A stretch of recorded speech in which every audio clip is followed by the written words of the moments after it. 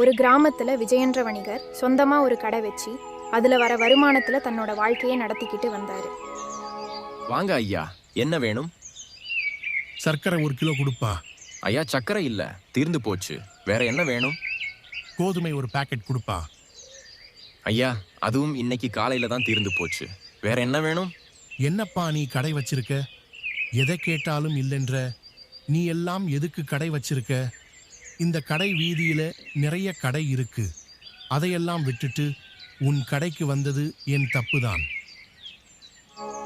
ஐயோ, நம்ம கடையில இருக்க பொருட்கள் எல்லாம் விற்பனையாகி குறைஞ்சிக்கிட்டே வருதே. நம்ம உடனே கடைக்கு தேவையான பொருட்கள் எல்லாம் வாங்கி ஆகணும். பொருட்கள் வாங்குறதுக்காக வெளியூருக்கு போக முடிவு பண்ணாரு விஜயன். அந்த ஊருக்கு போறதுக்கு முன்னாடி ஒரு அடர்ந்த காட்டை கடந்துதான் போகணும். அந்த காட்டுல திருடர்கள் அதிகமா இருப்பாங்கன்னு கேள்விப்பட்டு பயந்துகிட்டே போனார் விஜயன். காட்டுக்குள்ள போகும்போது முகிலன் என்ற மற்றொரு வியாபாரியும் அந்த காட்டு வழியே வந்தார். அதை பார்த்த விஜயனின் மகிழ்ச்சிக்கு அளவே இல்லை. நிம்மதி பெருமூச்சு விட்டான் விஜயன். இந்த காட்டுல நிறைய திருடங்க இருப்பாங்கன்னு நான் கேள்விப்பட்டு இருக்கேன். இப்போ உங்களை பார்த்த பிறகு சந்தோஷமா இருக்கு. பேசுறதுக்கு ஒரு துணை கிடைச்ச மாதிரியும் இருக்கு. நீங்க என்ன வேலையா இந்த காட்டுக்குள்ள போய்கிட்டு இருக்கீங்க? நான் ஒரு வியாபாரி. இந்த ஊர்ல பொருட்கள் எல்லாம் ரொம்ப குறைஞ்ச விலைக்கு கிடைக்கும். அதனால நான் எப்பவுமே இங்க தான் பொருள் வாங்குவேன். அடடா, என்ன ஒரு அதிசயம்! நானும் வியாபாரி தான். நம்ம 2 பேரும் சேர்ந்தே போகலாம். அது சரி, நீங்க எவ்வளவு கொண்டு வந்திருக்கீங்க? நான் 5000 ரூபாய் வரை கொண்டு வந்துள்ளேன். நீங்க? நான் வெறும் 1000 ரூபாய் மட்டுமே கொண்டு வந்துள்ளேன். விஜயன் கொண்டு வந்த அளவு காசு முகிலன் கொண்டு வரவில்லை. அதனால விஜயனை பார்த்து முகிலனுக்கு பொறாமையாயிடுச்சு. இவ்வளோ காசும் நமக்கு கிடைச்சா எவ்வளோ நல்லா இருக்கும் அப்படின்னு முகிலன் நினைச்சான். அப்போ தூரத்திலிருந்து யாரோ வர்ற சத்தம் கேட்டுச்சு. உடனே முகிலன் விஜயனை பார்த்து, உன்கிட்ட இருக்கிற எல்லா காசுகளையும் என்கிட்ட கொடு. 500 ரூபாய் மட்டும் வச்சுக்கோ. நீ கொடுக்கறதையும் எடுத்துக்கிட்டு நான் ஒரு மரத்தில் ஏறி ஒளிஞ்சிக்கிறேன். திருடர்கள் வந்தால் அந்த காசை மட்டும் எடுத்துட்டு போயிடுவாங்க. நான் இங்கே ஒளிஞ்சிருக்கிறத யாருக்கும் சொல்லாது. அவங்க போன பிறகு நாம் எல்லாற்றையும் எடுத்துக்கிட்டு தைரியமாக போகலாம் அப்படின்னு சொன்னான். விஜயனும் சரி என்று சொல்லி முகிலன் சொன்னபடியே செய்தான். ஏய், இங்க ஒருத்தன் நிக்கிறான் பாருடா. இவன்கிட்ட எப்படியும் நிறைய காசு இருக்குன்னு நினைக்கிறேன்.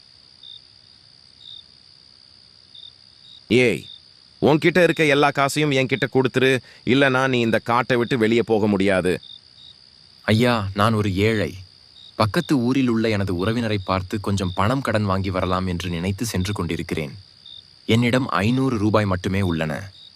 டேய், என்னடா இவன் இப்படி சொல்றான்? சரி, பொழைச்சி போகட்டும். வேற எவனாச்சும் மாட்டாமலா போயிடுவானுங்க. நம்ம போலாம் வா. திருடர்களும் பாவம், இவன் ஏழ்மையானவன் என்று நினைத்து விஜயனிடம் எதையும் வாங்காமல் விட்டுச் சென்றனர். திருடர்களின் சத்தம் முழுமையாக மறைந்த பிறகு முகிலன் மரத்திலிருந்து இறங்கி வந்தான். ரொம்ப நன்றி முகிலா. சரி, நான் உன்னிடம் கொடுத்த காசுகளை தருகிறாயா என்று விஜயன் கேட்டான். அதற்கு பேராசை பிடித்த முகிலனோ இப்படி கூறினான். என்ன விளையாடுறியா? நீ என்கிட்ட எப்போ காசு கொடுத்த? இதை கேட்டதும் விஜயனுக்கு ஒரே அதிர்ச்சி ஆகிவிட்டது. சற்று நேரத்தில் குழம்பி போனான் விஜயன். என்னப்பா இப்படி சொல்ற? திருடர்கள் வர்றாங்கன்னு நீதானே என்கிட்ட இருக்கிற எல்லாத்தையும் வாங்கிக்கிட்டு மரத்துல ஏறி ஒளிஞ்சுக்கிட்டு இருந்த. ஆனா இப்போ இப்படி மாத்தி சொல்றியே. இப்படி பேசிக் கொண்டிருக்கும் போது ஒளிந்து கொண்டிருந்த 2 திருடர்களும் திடீரென்று இவர்கள் எதிரில் வந்தனர். ஓ, இதுதானா விஷயம்? டேய், நீ மரத்திலையா ஒளிஞ்சுகிட்டு இருந்த? மரியாதையா உன்கிட்ட இருக்கிற எல்லாத்தையும் கொடுத்துட்டு ஓடி போயிடு, இல்லைன்னா இந்த கத்தியால உன்னை குத்திடுவேன். என்னை விட்டுடுங்க. என்கிட்ட இருக்க எல்லா பணத்தையும் நான் உங்ககிட்ட கொடுத்துடுறேன். என்னை மட்டும் தயவு செஞ்சு விட்டுடுங்க. பயந்து போன முகிலன் ஒளித்து வைத்திருந்த அனைத்தையும் திருடர்களிடம் கொடுத்து விட்டான்.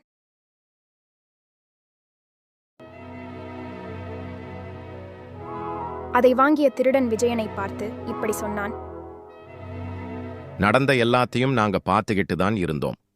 உன் கூட வந்தவனே உன்னை ஏமாத்திட்டான். அப்பவும் நீ ரொம்ப பொறுமையா இருந்த உன் பொறுமைக்கு வெகுமதியாய் இந்த எல்லா பணத்தையும் நான் உனக்கே கொடுக்கிறேன். என்னுடைய உழைப்பு வீணாகவில்லை.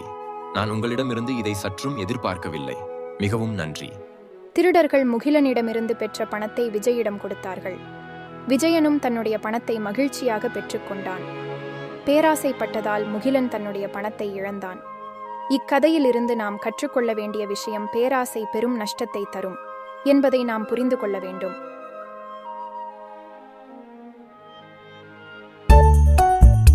Thank you. Bye bye.